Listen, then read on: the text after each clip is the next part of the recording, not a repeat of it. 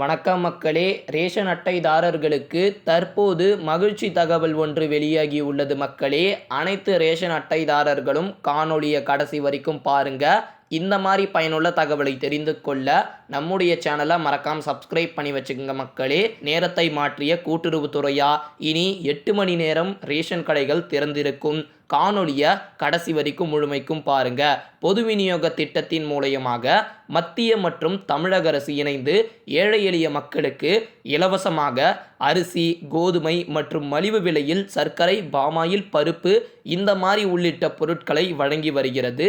தொடர் விலைவாசி உயர்வினால் ரேஷனில் கிடைக்கக்கூடிய மலிவு விலையில் பொருட்களுக்கு மக்கள் மத்தியில் நல்ல ஒரு வரவேற்பும் இருந்து வருகிறது மக்களே. ஆனால் பெரும்பாலான ரேஷன் கடைகளில் அதிக முறைகேடு நடைபெற்று வருகிறது.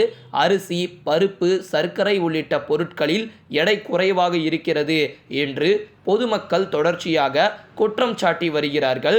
ரேஷன் ஊழியர்கள் உரிய நேரத்தில் கடை திறக்காததால் சில குடும்ப அட்டைதாரர்களால் ரேஷன் பொருட்கள் வாங்க முடியாமல் போய்விடுகிறது. இதனால் ரேஷன் ஊழியர்களுக்கு பொதுமக்களுக்கும் இடையே கடும் வாக்குவாதம் ஏற்படுகிறது என்றும் எக்கச்சக்க குளறுபடிகள் இன்னமும் ரேஷன் கடையில் இருந்து கொண்டுதான் இருக்கிறது.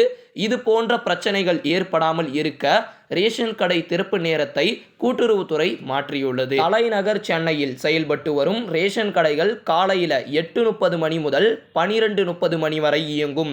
அதேபோல் மதிய நேரத்தில் 3 மணி முதல் 7 மணி வரையும் இயங்கும் என்றும் தெரிவித்துள்ளது.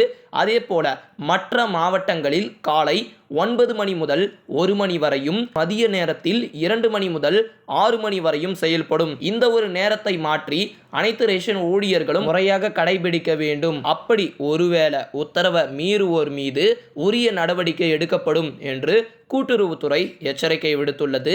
அது மட்டுமின்றி மதிய இடைவெளி நேரத்தில் ரேஷன் பொருட்களை பதுக்கி வைத்தல், கடத்தல் போன்ற முறைகேட்டில் ஊழியர்கள் ஈடுபட்டு வருவதால் இடைவெளி நேரத்தை குறைக்கவும் கூட்டுறவுத்துறை ஆலோசனை மேற்கொண்டு வருவதாக சொல்லப்படுகிறது மக்களே. அந்த தகவல்லாம் மறக்காம தெரிஞ்சுக்கணும் அப்படின்னு ஆசைப்பட்டீங்கன்னா நம்மளுடைய சேனலை சப்ஸ்கிரைப் பண்ணி வச்சுக்கோங்க.